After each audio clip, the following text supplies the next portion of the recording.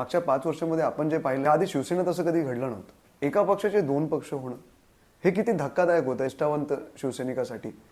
खूप दुःख झालं, कारण कशी होती की त्यांच्याबरोबर आम्ही कामं केली होती.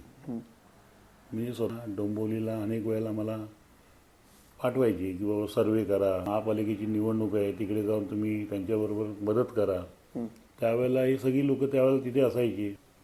दुःख झालं पण की आपल्याला मिळून सुद्धा साहेबांशी ज्या पद्धतीने मी वागलात, कोरोनाच्या वेळेला एखाद्या कुटुंब प्रमुखप्रमाणे त्यांनी पूर्ण महाराष्ट्राच्या जनतेला सांभाळलं.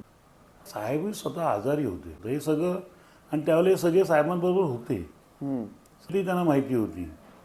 साहेब स्वतः उतरत होते, सगळ्यांना सांगत होते, अरेंजमेंट बघत होते.